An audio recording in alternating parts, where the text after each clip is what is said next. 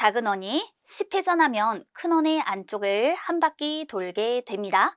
작은 원의 반지름을 구하시오. 문제 해결에 앞서서 확인해 볼 것이 있어요. 원주 위의 모든 점은, 즉 원주가 원의 둘레죠? 그래서 이 원주 위의 모든 점은 원의 중심에서 같은 거리에 있습니다. 그러면 원의 바깥쪽 둘레와 원의 안쪽 둘레는 모두 원주라고 할 수 있겠네요. 그래서 이 문제로 다시 돌아와 보면 작은 원이 10회전을 했을 때 큰 원의 안쪽을 한 바퀴 돌게 된다라고 했잖아요. 작은 원의 반지름. 그럼 이건 어떻게 구할 수 있을까?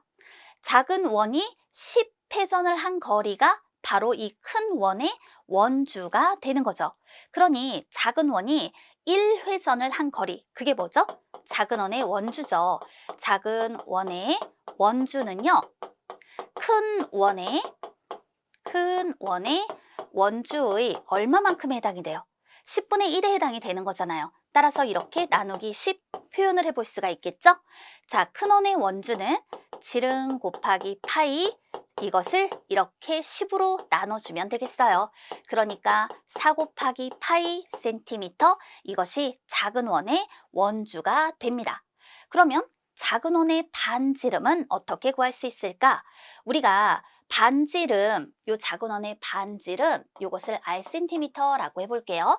그러면 반지름의 2배 곱하기 파이, 이것이 작은 원의 원주인 4 곱하기 파이, 이것과 같아야 하는 거잖아요. 그럼 양쪽에 파이가 있으니까 딱 지워주세요. r 곱하기 2가 4와 같으니까 r은 2입니다. 이렇게 표현해서 계산해 볼 수 있겠죠? 또는 이와 같이 표현을 할 수도 있어요. 우리가 무엇을 구할 때? 원주를 구할 때 반지름을 알면 반지름의 2배 곱하기 파이로 원주를 구할 수가 있었던 거죠.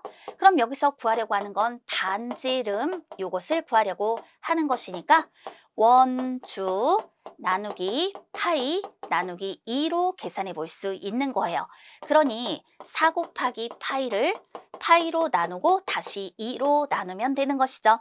4 곱하기 파이를 파이로 나누면 4가 되고 4를 2로 나누니까 2, 따라서 반지름은 2cm입니다. 이렇게도 구할 수 있습니다. 작은 원의 반지름은 2cm예요.